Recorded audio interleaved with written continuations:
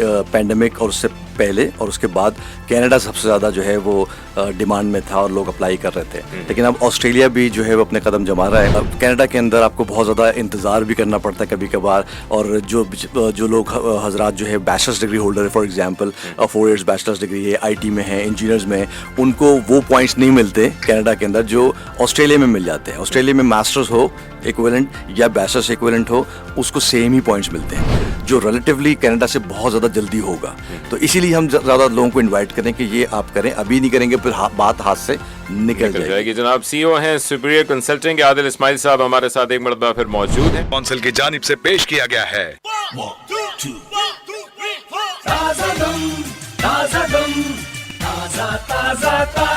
Good morning once again, आप सुने अपना कराची एफएम 107। अकील और सैयद याह्या हुसैनी तो आपके साथ मौजूद होते ही हैं, लेकिन क्या कमाल की बात है कि आई थिंक अबाउट 3 महीने के बाद दोबारा आदिल इस्माइल साहब हमारे साथ हैं।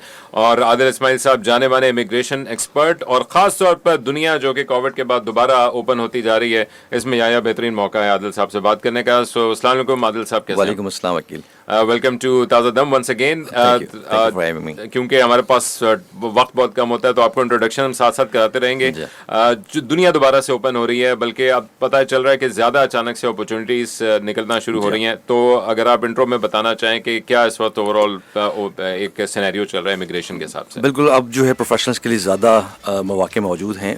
उसकी वजह ये कि पेंडेमिक और उससे पहले और उसके बाद कनाडा सबसे ज़्यादा जो है वो डिमांड में था और लोग अप्लाई कर रहे थे, लेकिन अब ऑस्ट्रेलिया भी जो है वो अपने कदम जमा रहा है। और तकरीबन 2 साल के बाद तो बॉर्डर्स अब खुले हैं और फिर अपनी जो पॉलिसीज उसने रिलैक्स करना शुरू की है, तो उस वजह से ज़्यादा चांसेस है लोग अब डाइवर्ट होना भी शुरू हो गए हैं, क्योंकि कनाडा के अंदर आपको बहुत ज़्यादा इंतज़ार भी करना पड़ता है कभी कभार, और जो लोग हजरात जो है बैचलर्स डिग्री होल्डर है, for example 4 years bachelors degree है, आईटी में है, इंजीनियर्स में, उनको वो पॉइंट्स नहीं मिलते कनाडा के अंदर जो ऑस्ट्रेलिया में मिल जाते हैं। ऑस्ट्रेलिया में मास्टर्स हो इक्विवेलेंट या बैचलर्स इक्विवेलेंट हो, उसको सेम ही पॉइंट्स मिलते हैं, प्लस ऑक्यूपेशंस भी ज़्यादा हैं ऑस्ट्रेलिया के अंदर, और जो वेदर भी है वो हमें ज़्यादा सूट करता है, वो ज़्यादा हार्श वेदर नहीं है। क्रिकेट भी है वहाँ पे। जी, क्रिकेट भी है, इसलिए तो अब क्रिकेट नेशन है, तो ऑस्ट्रेलिया के ऊपर ज़्यादा तवज्जो देने की ज़रूरत है, इसलिए हम ज़्यादा अब उसको प्रमोट भी कर रहे हैं, लोगों को इन्वाइट कर रहे हैं कि ऑस्ट्रेलिया भी जो है वो अप्लाई किया जाए। ज़्यादा ऑक्यूपेशंस भी हैं, और कंपैरेटिवली अगर आप देखें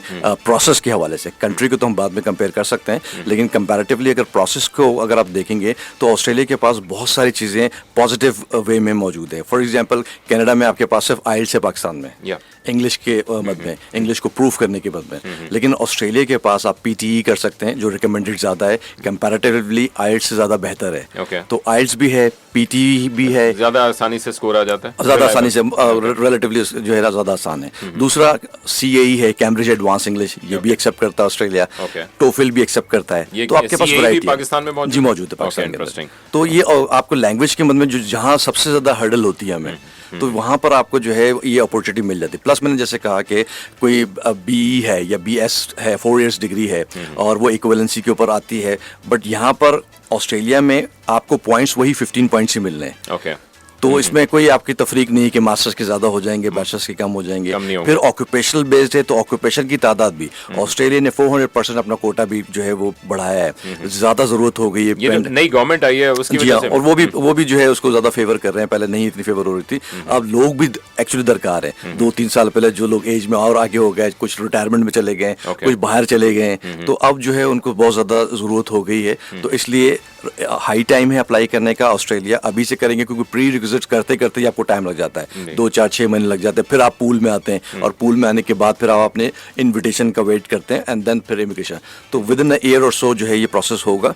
तो साथ साथ हम ये तो नहीं करें, क्योंकि मैं खुद भी ऑथराइज एजेंट ऑफ कनाडा हूँ RCIC का, तो लेकिन हम ये नहीं करें कनाडा को ना अप्लाई करें, बट कंपैरेटिवली आप देखें ज़रूर, अपनी इवैल्यूएट करें अगर आप ओपन है, क्योंकि कोई अगर जो है वो ज़्यादा इंक्लाइंड है कनाडा की तरफ ड्यू टू देयर रिलेटिव्स और दूसरी चीज़ों के ऊपर, तो फिर उसको तो आप नहीं आप सजेस्ट कर सकते कि आप ऑस्ट्रेलिया ही करें, बट अगर कोई ओपन है तो उसको दोनों कंट्रीज को मवाजना करना चाहिए, और जहाँ माइग्रेशन हो सकती, क्योंकि माइग्रेशन के अपने फ़वाइद हैं, इसीलिए लोग माइग्रेट करते भी हैं, तो वो ज़रूर करना चाहिए उन्हें। लेकिन आदिल इस्माइल साहब, जिस तरह आपने कनाडा की बात की, बिल्कुल आपने दुरुस्त फरमाया कि बहुत ज़्यादा लंबी क्यू हो गई है, और ऑस्ट्रेलिया एक आपके लिए अपॉर्चुनिटी जो है वो क्रिएट कर रहा है। لیکن جو اس وقت لوگ ہمیں سن رہے ہیں اپنا کراچی FM 107 کراچی کی آواز پر، میں ان کے لیے ایک آسان سا سوال کرنا چاہوں گا کہ آسٹریلیا اگر آپ اپلائی کرنا چاہتے ہیں تو کتنا پروسیس ہے، کتنے پیسے لگ سکتے ہیں، اور ایک عام آدمی یہ جاننا چاہتا ہے کہ جی اگر میں جاؤں تو کیسے جا سکتا ہوں؟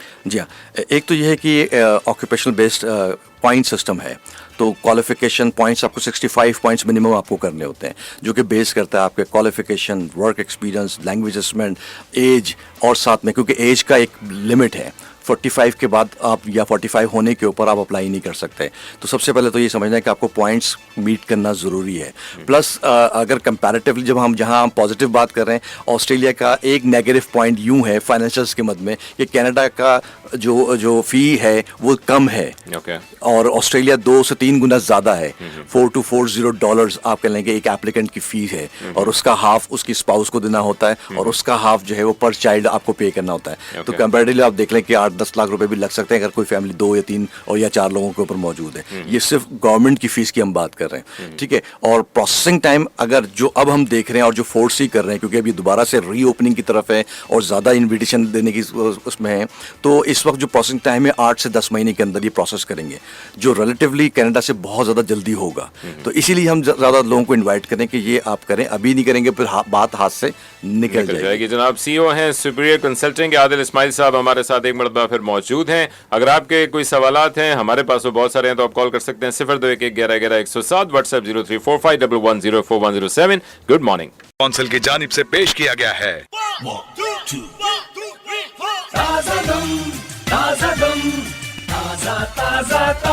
Good morning once again. Aqeel و سید یحییٰ حسینی آپ کے ساتھ ہیں، اور آج ہماری خوش قسمتی کہ ہمارے ساتھ موجود ہیں عادل اسماعیل صاحب، جو کہ سی ای او ہیں سپیریئر کنسلٹنگ کے. 20 سال سے زائد کا ایکسپیرینس رکھتے ہیں، 16,000 سے زائد یہ سکسیزفل کلائنٹس کو باہر سیٹل کروا چکے ہیں، obviously along with their families.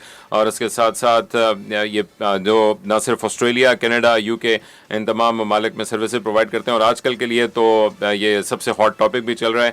اب کچھ اپرچونیٹیز کے حوالے سے بات کرتے ہیں اسپیسیفکلی، کیونکہ پروفیشنل لوگ اس وقت صبح سن رہے ہیں. تو کون سی اسپیسیفک وہ آپ کو جو آکوپیشنز ہیں نظر آ رہی ہیں جس میں ابھی ڈیمانڈ لگتی ہے آپ کو؟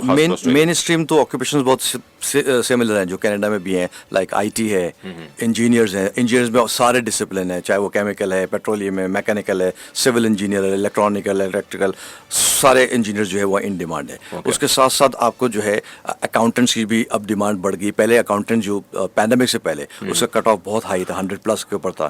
تو 2-3 سال 4 سال سے تو اکاؤنٹنٹس نہیں کر رہے تھے اپلائی، اور نہ ان کی سلیکشن ہو رہی تھی. اب اکاؤنٹنٹس کی بھی جو ہے وہ ڈیمانڈ، کیونکہ ایک خلا ہوا ہے، ایک جو ہے نا ورک فورس بہت زیادہ آسٹریلیا کو چاہیے، تو اکاؤنٹنٹس بھی اپلائی کرتے. تو یہ مین اسٹریم آکوپیشنز ہیں. اس کے علاوہ بھی وہ آکوپیشن جو بہت زیادہ آسٹریلیا میں نہیں آ رہے تھے پہلے، اور کینیڈا میں بھی زیادہ اویلیبل نہیں. فار ایگزامپل فائنینشیل ایڈوائزر ہو گئے، فائنینشیل مینیجرز ہو گئے، یا ایچ آر والے جو پروفیشنز تھے، ایچ آر ایڈوائزرز بھی ان ڈیمانڈ ہو گیا. تو بہت سے، اور میڈیکل سے اگر آپ لے لیں تو نرسز بھی بہت زیادہ ڈیمانڈ میں ہیں. نرسز کا میں ذرا اسپیسیفکلی پوچھنا چاہوں گا، کیونکہ بڑی محنت طلب یہ جاب ہوتی ہے. یہ بڑا ریوارڈنگ لگ رہا ہے ان کو کہ ان کو اپرچونیٹیز ملتی نظر آ رہی ہیں. جی ہاں، وہ پینڈیمک کی وجہ سے بھی اوبویسلی، کیونکہ اتنا جو ہے وہ میڈیکل کی نیڈ بڑھ گئی ہے، تو ان کو دنیا بھر سے نرسز، ڈاکٹرز جو ہے وہ درکار ہیں.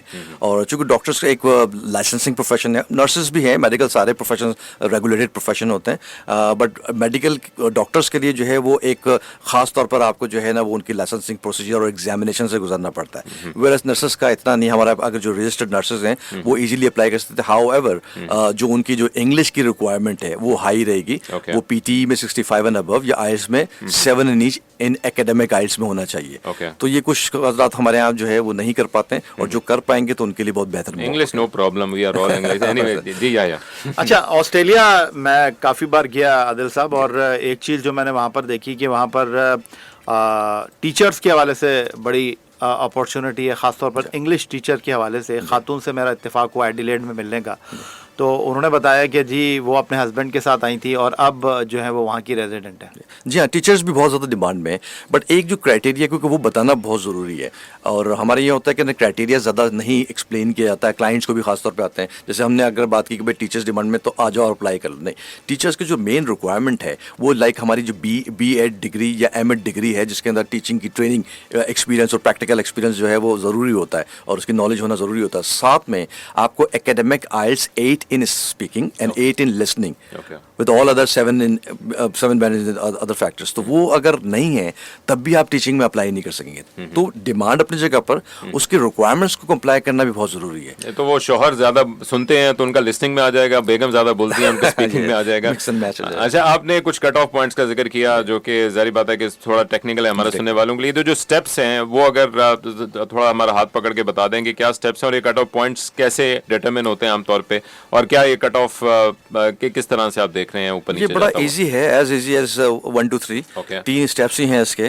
पहला आपको जो है, सबसे पहले तो ये स्टेप से भी पहले कि अपना एलिजिबिलिटी चेक कर लें. Okay. कि मैं क्वालिफाई करता हूँ या नहीं करता. खुद भी चेक कर सकते हैं वेबसाइट से जाकर, या किसी मुस्तनिद इदारे से या कंसर्न से आप रब्ता करके कर सकते हैं. लेकिन जब आप डिसाइड कर लिया एलिजिबल हैं, नजर आ रहा है, तो फिर आप फर्स्ट स्टेप होगा कि आप अपना स्किल असेसमेंट कराएंगे. Okay. कनाडा में क्रेडेंशियल असेसमेंट होता है, यहाँ पर स्किल असेसमेंट होता है. क्योंकि कनाडा में आपको सिर्फ डिग्रीज को इवेल्युएट करवाना है. यहाँ पर स्किल असेसमेंट का मतलब ये है कि आपकी डिग्रीज भी इवेल्युएट हो, आपका ऑक्यूपेशन भी जो है वो इंडोर्स हो के आप क्वालिफाई कर रहे हैं. उसके लिए अपनी सीवी टाइप आपको अपनी पूरा सीवी भी बनानी देनी होगी, एम्प्लॉयमेंट रेफरेंसेस देने होंगे, उसको सब्सटैंशिएट करने के लिए आपको सारे डॉक्यूमेंट्स भी लगाने होंगे एम्प्लॉयमेंट के, और फिर आपको जो आपने ऑक्यूपेशन क्लेम किया उसके बारे में सारा डिफाइन करना होगा. वो और उसकी अपनी एक अलग फीस होती है. Okay. वो आपने सबमिट करेंगे, वो 2 से 4 महीने का टाइम लगेगा. Okay. और जब वो आपको टाइम हो जाएगा और जब वो प्रोसेस कर लेंगे, इवैल्यूएट कर लेंगे, तो आपको एक रिपोर्ट दे देंगे जो स्किल असेसमेंट रिपोर्ट है. ये मैंडेटरी रिक्वायरमेंट अगर हो है. जाता स्किल है असेसमेंट हाँ पॉजिटिव आएगा तभी आप आगे बढ़ेंगे. पॉजिटिव नहीं आया, गॉड फॉरबिड, यहाँ पर नेगेटिव भी आ सकता है. कनाडा में पॉजिटिव नेगेटिव नहीं, कंपैरेटिबिलिटी रिपोर्ट है वो. अच्छा, okay. वो तो आपको मिलनी है. Okay. यहाँ पर आपका रिफ्यूजल अगर हो गया तो आप आगे नहीं बढ़ सकते. उसके लिए आप दोबारा कोशिश कर लें, दोबारा अप्लाई कर लें, चेंज कर लें चीजों को, सिनेरियोस को, तो वो एक अलग बात है. बट वंस आपको जो है वो पॉजिटिव असेसमेंट मिल गया, देन आप या तो आइल्स, पीटी जैसे हमने शुरू में कहा, सीए लैंग्वेज असेसमेंट करें. और कई जगह पर आपको स्किल असेसमेंट कराते वक्त भी जो है वो लैंग्वेज असेसमेंट जरूरी होता है. अच्छा. जैसे मैंने कहा कि टीचर्स, Okay, अब टीचर की असेसमेंट होगी ही नहीं जब तक आपका ये रिक्वायरमेंट नहीं आएगा. अकाउंटेंट की असेसमेंट होगी ही नहीं जब तक वो एकेडमिक 7 in each नहीं करेगा. Okay. अब लोग सवाल ये करते हैं कि भाई जनरल की रिक्वायरमेंट है इमिग्रेशन के अंदर, आप एकेडमिक क्यों बता रहे हैं? तो ये एक्चुअली तो मेरी रिक्वायरमेंट नहीं है, जो स्किल असेसमेंट बॉडी ने रिक्वायरमेंट बनाई है वो पहले जानना जरूरी है. ये तो दोनों उनकी काम अपनी अलग है. ऑब्वियसली साइड बाय साइड भी कर सकते हैं जी, कि sir, आप स्किल वो भी असेसमेंट भी करवा रहे हो और साथ साथ आप इन पैरेलल लैंग्वेज भी कर रहे अगर आपको स्किल असेसमेंट में दरकार है तो साथ ही करना हो. पड़ेगा. जी, जी. और अगर स्किल असेसमेंट में आपको जरूरत नहीं, जैसे कंप्यूटर वाले हैं, एसीएस उसकी बॉडी है, और उसमें आइल्स की आपको या पीटी की रिक्वायरमेंट नहीं है पहले देने की, आप अपना स्किल असेसमेंट करा लें, या उसके दौरान ही जब आप वेट कर रहे हो तो आप अपना आइल्स और दूसरी चीजों को आप देख लें.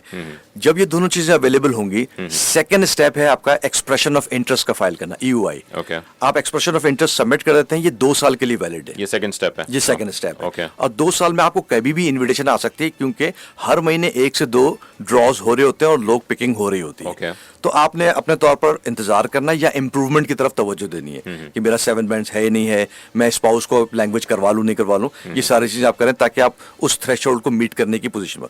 वंस आपको इनविटेशन मिल जाएगा तो आपको 60 डेज मिलेंगे कि आप सारे डॉक्यूमेंट्स ऑनलाइन ही, कहीं किसी जगह पर जाने की जरूरत नहीं है, आप ऑनलाइन ही अपना जो है वो सबमिशन करेंगे डॉक्यूमेंट्स, और वेट करेंगे फिर 6 8 10 महीने जो इमिग्रेशन का प्रोसेस होगा. Okay. इस मौके पर क्योंकि आपको 60 डेज दिया, इनविटेशन टू अप्लाई कहलाता है ये थर्ड स्टेप, आपको 60 डेज में अपने सारे डॉक्यूमेंट जमा करने for immigration. Okay.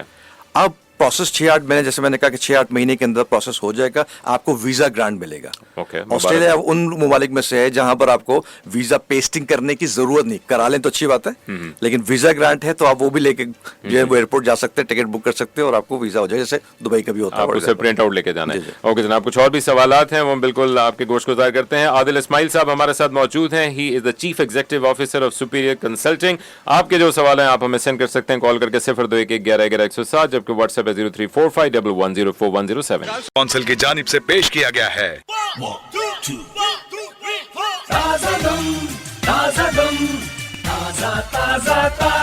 Good morning once again. हमारे साथ मौजूद हैं Adil Ismail, chief executive officer superior consulting के, जो कि 20 साल से ज़्यादा का तजर्बा रखते हैं और 16,000 से ज़ायद क्लाइंट्स को और अपनी उनकी फैमिलीज़ को वो माशाल्लाह सक्सेसफुली बाहर सेटल करवा चुके हैं. हमें आमिर सिद्दीकी साहब ने मैसेज किया आदिल साहब, और वो पूछे थे कि कॉन्टैक्ट नंबर आपका, तो जाहिर बात है कि वो तो उन्होंने बड़ा अच्छा याद कराया कि हम बता ही नहीं सके. सो जो मेरे सामने आपका विजिटिंग कार्ड है 0345 220 6613 اور اس کے علاوہ بھی آپ کا جو کراچی کا آفس ہے شارع فیصل پہ جی شارع فیصل پہ کاشف سینٹر کے اندر ہے. اوکے. اس کا UN نمبر نوٹ کریں زیادہ آسان ہوگا بجائے اس کے کہ سارے نمبر بتائیں. 021 اگر موبائل سے کال کر رہے ہیں 111002345 بڑا آسان ہے 111002345. بڑا اچھا نمبر مل گیا آپ کو تو ماشاءاللہ. اچھا آپ تھوڑا ریلیٹیوز کے حوالے سے بات کر لیتے ہیں کہ ہر ایک کا کوئی نہ کوئی باہر ہوتا ہے. اگر کسی کا آسٹریلیا میں کوئی باہر ہے تو وہ کیسے ہیلپ کر سکتا ہے امیگریشن کو فاسٹ ٹریک کرنے میں؟ جی ہاں, ہر جگہ ہر امیگریشن کے اندر ریلیٹیوز کا ایک بڑا رول ہوتا ہے اور اس کے لیے ان کو پوائنٹس بھی کئی جگہ پر ملتے ہیں, کئی جگہ پر آپ کو جو ہے نا سپورٹ بھی ملتی ہے.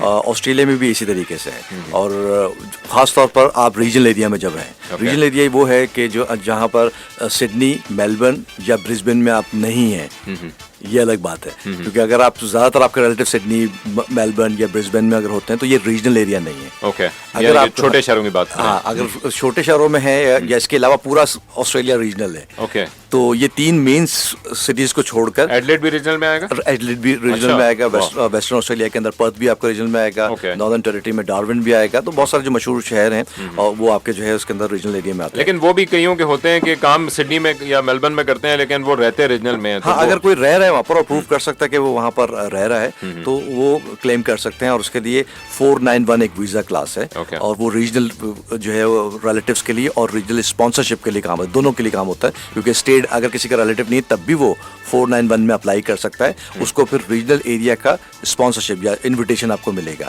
اور اگر کسی کا ریلیٹیو ریجنل ایریا میں ہے تو اس کے لیے تو کیا ہی بات ہے, وہ آرام سے اپلائی کر سکتا ہے, اس کو 15 پوائنٹس ایڈیشنل آپ کو مل جاتے ہیں. تو ایک بہت بڑا سگنیفیکنٹ ڈفرینس آ جاتا ہے. یہ ریجنل ایریا تھوڑا اگر ڈسکرائب کرنا چاہیں, کیونکہ ہمارے ذہن میں ایک امیج آتا ہے کہ وہاں پر صحرا ہوگا, ہوائیں چل رہی ہوں گی اور آپ جا کے خیمہ لگا کے رہنا شروع کر دیں گے, تو ایسا ہوتا ہے یا نہیں؟ فرسٹ ورلڈ کنٹری میں ایسا نہیں ہوتا ہے جو ہمارے یہاں ہوتا ہے. تو وہاں ریجنل ایریا جو بہت میٹروپولس جو سٹیز ہیں جیسے سڈنی ہے اور میلبرن ہے یا برسبن ہے, ان کو انہوں نے الگ کر دیا کہ یہ بہت کراؤڈڈ ہے اور یہاں پر زیادہ تر لوگ آ جاتے ہیں, تو اور زیادہ تر کے ہی لوگ رشتہ دار وہاں موجود ہوتے ہیں. تو میٹروپولیٹن سٹیز کو چھوڑ کر جو اور ایریاز ہیں اور جو سٹیز ہیں وہ کافی, جیسے میں نے آپ کو بتایا کہ ایڈلیڈ جو ہے وہ نمبر 1 لیویبل سٹی رہا ہے اور کئی عرصے تک جو ہے وہ رہا ہے. تو لوگ رہتے ہیں اور وہاں پر بھی سروائیو کرتے ہیں اور کرکٹ بھی بڑی دیکھی اور کھیلی جاتی ہے وہاں پر. تو کوارٹر فائنل بھی ہار گیا تھا اس طرح. جی ہے. تو عادل صاحب یہ مجھے بتائیں کہ اس وقت جو لوگ ہمیں سن رہے ہیں اور اگر کوئی اپنے بچے کو وہاں پر پڑھنے کے لیے بھیجنا چاہتا ہے اور اس کی خواہش یہ ہے کہ جناب پھر وہاں پر اس کا بچہ سیٹل بھی ہو جائے, کیونکہ بہت سارے لوگ جو کہ امیگریشن کے حوالے سے لوگوں کو باہر بھیجتے ہیں اور اس کے بعد ان کو اپنی تعلیم مکمل کرنے کے بعد واپس آنا ضروری ہوتا ہے, لیکن کیا کچھ ایسا ویزا ہے کہ جو آپ پڑھائی کے بعد جو ہے اس کو پھر ریزیڈنٹ میں کنورٹ کروا لیں؟ آسٹریلیا بھی ان ممالک میں سے ہے جو آپ کو موقع دیتا ہے, کیونکہ خود بھی اس کے پاس امیگریشن اپورچونیٹیز ہیں. تو وہ خود بھی جن بچوں کو جو انٹرنیشنل اسٹوڈنٹس آتے ہیں ان کو جب وہ پڑھاتا ہے تو وہ چاہتا یہ ہے کہ وہ وہیں پہ رہ جائیں, کیونکہ اتنی انویسٹمنٹ ہوئی ہے اس کے اوپر پڑھانے کے اوپر. تو وہ چاہتے ہیں کہ اور وہ یوز ٹو ہو گئے ہیں انوائرمنٹ سے اور نالج سے اور ایکسپیرینس سے, تو وہ چاہتے ہیں کہ وہ وہاں پر سسٹین کریں. اس کے لیے بھی ان کو وہ post graduate study work visa جو ہے وہ اویلیبل ہوتا ہے اور پاتھ وے بھی ہوتے ہیں آپ کے کہ برجنگ ویزا کے تھرو آپ جو ہے اپلائی وہیں بیٹھے ہوئے کر لیں, آپ کو باہر آنے کی ضرورت نہیں ہے, آپ وہیں بیٹھے ہوئے مختلف امیگریشن پاتھ ویز اپلائی کریں اور پرماننٹ ریزیڈنسی اور سٹیزنشپ کی طرف موو کریں. تو اپورچونیٹی ہے جس طرح سے کینیڈا میں ہوتا ہے اور یو کے میں بھی ہوتا ہے, لیکن یو کے پوسٹ اسٹڈی ورک ویزا کے بعد ڈائریکٹلی آپ کے پاس اپورچونیٹی مائگریشن کی نہیں ہوتی ہے, سٹیزنشپ لینے کی نہیں ہوتی, بٹ آسٹریلیا میں یہ آپ کو موقع موجود ہے. اچھا, ویزا کلاسز کو اگر آپ ڈسکرائب کرنا چاہیں, کچھ تو آپ نے آلریڈی ٹچ بیس کر لی ہیں, لیکن اگر آپ مینلی ڈیفائن کرنا چاہیں کہ کون کون سی ویزا کلاسز ہیں امیگریشن کے حوالے سے؟ آسٹریلیا کے پاس 3 ویزا کلاسز ہیں.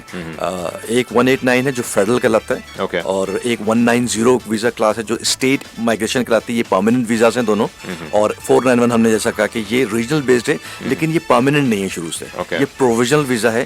5 سال کا آپ کو ملے گا, 4 سال تک آپ نے جو ہے وہاں پر 11 ورک کرنا ہے اور آپ کو ایک انکم سیٹ انکم جو گورنمنٹ نے کی ہے 54,500 وہ آپ نے اچیو کرنی ہے, اینڈ دین آپ پرماننٹ ریزیڈنسی کے لیے اپلائی کر سکتے ہیں. تو 3 ویزا کلاسز ہیں. کینیڈا میں سے 2 ہیں, ایک فیڈرل ہے اور ایک پروونشل نامنی پروگرامز ہیں, اور دونوں ہی پرماننٹ ہیں. لیکن آسٹریلیا کے پاس 3 ویزا کلاسز ہیں. اگر کوئی پرماننٹ ریزیڈنسی کو نہیں کوالیفائی کر پا رہا ہے اور تو وہ اس کے پاس 491 کی بھی چوائس موجود ہے جو دونوں طرح سے ورک کرتا ہے, ریلیٹیوز کے تھرو بھی کرتا ہے اور اپنے انڈیویجول اس کے اوپر بھی کرتا ہے. تو آپ دو جگہ پہ ایک ساتھ اپلائی کر سکتے ہیں, اپنا ایکسپریس کر سکتے ہیں کہ اگر وہاں موقع لگ گیا تو آپ 189 میں کر لیں ورنہ 491 میں کر لیں, تو یہ پاسبل ہوتا ہے؟ جی ہاں بالکل. جب آپ جو ایکسپریشن آف انٹرسٹ اپلائی کرتے ہیں EOI جو کہتے ہیں, اس میں بھی آپ مارک کر لیتے ہیں کہ 190 میں بھی اپلائی کر رہا ہوں, 189 میں بھی کر رہا ہوں, 491 میں بھی کر رہا ہوں. اور اس کے بعد بھی آپ کو ایک اسٹیپ باقی رہتا ہے کہ جہاں پر ریجنل میں یا اسٹیٹ میں آپ اپلائی کر رہے ہیں ان اسٹیٹ کے لیے آپ ROIs ان کی ریکویسٹ جو ہے وہ ضرور ڈالیں گے, تبھی آپ سلیکشن ہوگا. اینڈ موسٹلی جو ہے وہ اسٹیٹ ڈائریکٹلی بھی پک کر لیتی ہیں, تو آپ ایک وقت میں مختلف جو ہے وہ پروونسز کے لیے اسٹیٹس کے لیے اپلائی کر سکتے ہیں. ہمارے ساتھ موجود ہے عادل اسماعیل صاحب, chief executive officer superior consultant کے. آگے جو سب سے امپورٹنٹ کوشچن ہے کہ سب سے اچھا امیگریشن کنسلٹنٹ چوز کرنے کے لیے کیا کرنا چاہیے, وہ آپ سے پوچھتے ہیں. گڈ مارننگ اگین, عقیل حسین یحییٰ حسینی بھی آپ کے ساتھ. کونسل کی جانب سے پیش کیا گیا ہے.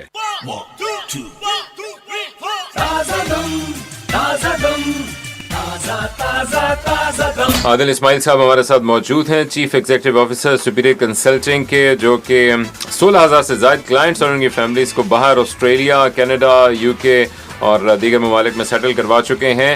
جو سب سے پرٹیننٹ کوشچن ہوتا ہے لینگویج کا, کیونکہ کام تو آپ کو آتا ہے, آپ نے اس کو اوکے کروا لینا ہے, باقی بھی آپ کی جو چیزیں ہیں وہ پوری ہوں گی. تو وہاں پر اٹینڈ کرنے کے لیے آئلٹس کو آپ کس طرح سے اپنے کلائنٹس کو مشورہ دیتے ہیں, کیسے ٹارگٹ کریں, اور آپ اسسٹ کرتے ہیں اپنے کلائنٹس؟ جی بالکل, ہم اسسٹ کرتے ہیں فار آئلٹس خاص طور پر. اور آئلٹس جو ہے وہ مینڈیٹری یا لینگویج اسسمنٹ اگر کہیں ہم آسٹریلیا کے لیے, تو وہ مینڈیٹری ریکوائرمنٹ جیسے کینیڈا کے اندر ہے. کیونکہ اکثر کوئی لوگ سوال بھی کر لیتے ہیں کہ بھائی بغیر آئلٹس کے ہو جائے گا, تو یہ پاسبل نہیں ہے. آپ کو لینگویج اسسمنٹ کرنا ضروری ہے, چاہے وہ PTE ہے جیسے میں نے کہا, آئلٹس ہے, CA, یہ وہ لازمی ہے. اور اس کا آئلٹس کے بعد میں اگر کوئی سمجھنا چاہ رہا ہے, کیونکہ وہ زیادہ عام فہم کے لیے جو ہے نا آسان ہوتا سمجھنا, وہ 6 بینڈ ان ایچ تو لازمی ہے. اس سے نیچے تو ہو ہی نہیں سکتا. کینیڈا میں تو پھر بھی ایک آدھ پروونس کے اندر آپ 5.5 میں شاید آپ ٹرائی کر لیں, لیکن آسٹریلیا میں تو سوال ہی نہیں پیدا ہوتا. آپ 6 سے نیچے ایلیجیبل ہی نہیں ہے, کتنے بھی پوائنٹس آپ بناتے رہیں اس کو کیلکولیٹ کرتے رہیں. تو 6 بینڈ لازمی ہے. پلس ہم بھی لوگوں کو, کیونکہ ہم بیس پورٹل ہے اس کے بھی آتھرائز ہیں, تو وہ ہم لوگوں کو فری آف کاسٹ دیتے ہیں. جتنا حد تک مدد ہو سکتی ہے وہ کرتے ہیں. اس کے اندر آپ ٹیسٹ خود ہی دینا پڑے گا, ٹیسٹ آپ کو خود ہی دینا پڑے گا. تو یہ بتائیے سر, جاتے جاتے عادل اسماعیل صاحب کہ آسٹریلیا, کینیڈا یہ تو آپ نے بتا دیا, لیکن کوئی اور بھی ملک ہے جہاں پر آپ اپنی جو ہے وہ کوشش کر سکتے ہیں اور آسانی سے آپ وہاں پر جا بھی سکتے ہیں؟ دیکھیں, اسکل پروفیشنلز کے لیے بڑے لمیٹڈ آپشنز ہیں, اور اس کے ساتھ ساتھ نیوزی لینڈ بھی ہے. بٹ نیوزی لینڈ چونکہ میں نہیں کرتا, بٹ آپ نے سوال کیا, میں آپ کو بتا رہا ہوں کہ نیوزی لینڈ بھی ہے. یہ 3 کنٹریز موسٹ ٹپیکل ہے نیوزی لینڈ. جی اس لیے میں اس کو نہیں بھی کرتا ہوں اور لوگوں کو نہ انوائٹ کرتے, اس کا کٹ آف بھی 160 کا ہے اور اتنا آسان نہیں ہے.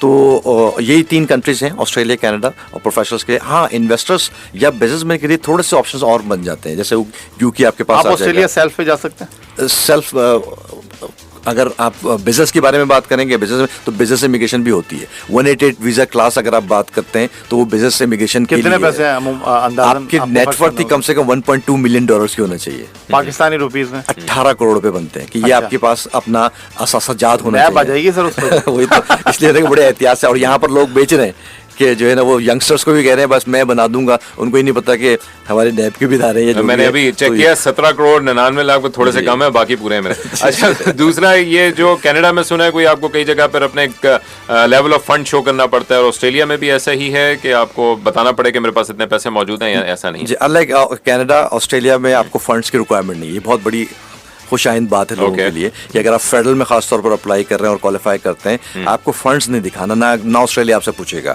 آپ اسکلفل ہونا چاہیے, آپ ایلیجیبل ہونا چاہیے, آپ کٹ آف کو میٹ کرتے ہوئے ہونا چاہیے, اور آپ سلیکٹ اگر ہو گئے تو آپ سے فنڈس کی کوئی ریکوائرمنٹ. Very good. اچھا, اب جو آخری سب سے پرٹیننٹ کوسچن کہ خود کریں یا امیگریشن کنسلٹنٹ کو چوز کریں, اس کے لیے کیا ڈیسائیڈنگ فیکٹر ہے, اور اگر آپ نے چوز کرنا ہے تو اس کے لیے کیا پیرامیٹر آپ بتاتے ہیں اپنے کلائنٹس کو کہ کون سا بہتر ہے, کیسے آپ چوز کریں گے؟ دیکھیں, خود سے سیلف فائلرس تو ہوتے ہیں, آپ کر سکتے ہیں کیونکہ گورنمنٹ کی ویب سائٹس موجود ہیں, اس کو پڑھیں, ریسرچ کریں, اور اگر سمجھ میں آتا ہے ہینڈل کر سکتے ہیں تو خود سے کرنا چاہیے. کنسلٹنٹ کا کیا فائدہ ہے؟ کنسلٹنٹ کا فائدہ obviously ایسا ہی جیسے ڈاکٹر کا ہے. آپ फार्मेसी में जाकर जो है ना वो दवाई ले सकते हैं, लेकिन डॉक्टर से करेंगे तो वो एक्सपर्ट ओपिनियन आपको देगा, सही गाइड करेगा, ईज ऑफ प्रोसेस करेगा. ईज ऑफ प्रोसेस होना बहुत जरूरी है. यही सर्विसेज है.